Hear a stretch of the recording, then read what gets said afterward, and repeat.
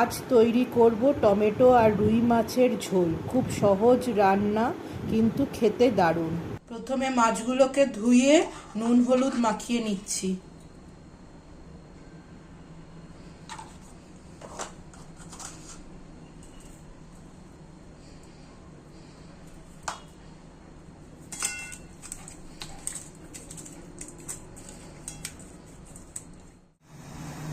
কড়াইয়ে তেল গরম করে নিচ্ছি।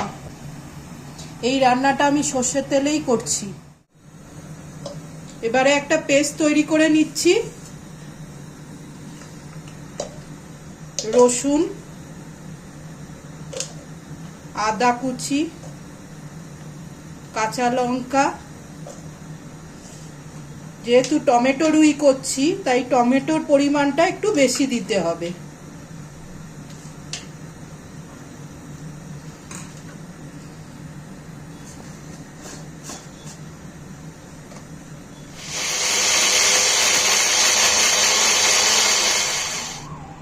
তেলটা গরম হয়ে গেছে। যেহেতু সর্ষের তেলে আমি রান্নাটা করছি, তাই সর্ষের তেল একটু ভালো করে গরম না করলে কাঁচা গন্ধ ছাড়ে।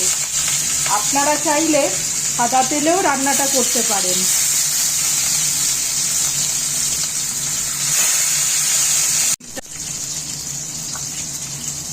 এক পিঠটা লাল করে ভাজা হয়ে গেছে, তাই মাছগুলো এবার ওই পিঠে ঘুরিয়ে দিচ্ছি।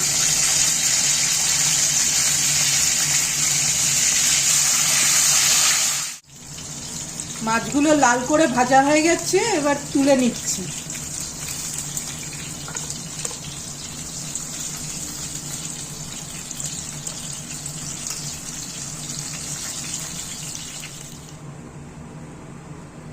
পাঁচফোড়ন তেলে দিয়ে দিলাম।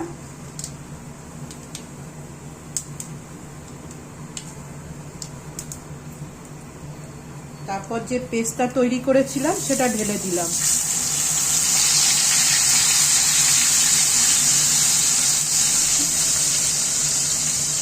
ভালো করে মশলাটা নাড়িয়ে চাড়িয়ে ভালো করে কষে নেব, যতক্ষণ না মশলাটা থেকে তেল বেরোচ্ছে।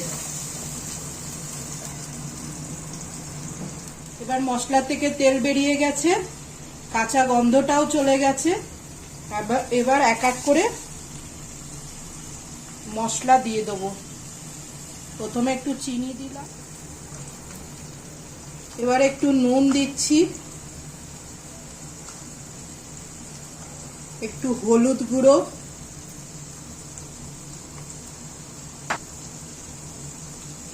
লঙ্কার গুঁড়ো,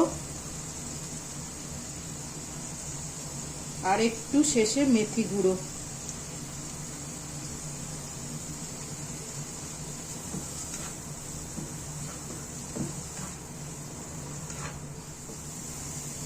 মশলাটা ভালো করে কষানো হয়ে গেছে, দারুণ সুন্দর একটা গন্ধ বেরোচ্ছে। এবার এর মধ্যে জল ঢেলে দেব। ঝোল ফুটে গেছে, এবার এক এক করে মাছ ছেড়ে দিলাম।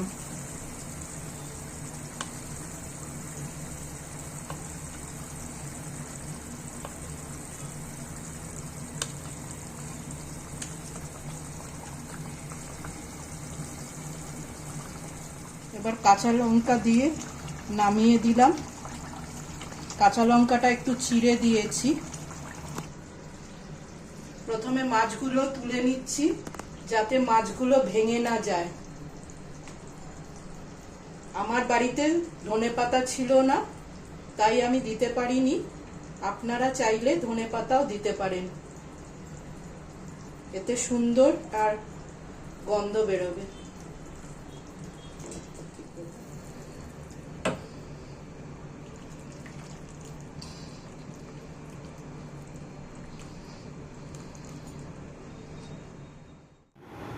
টমেটো দিয়ে রুই মাছ মানেই দুর্দান্ত রান্না।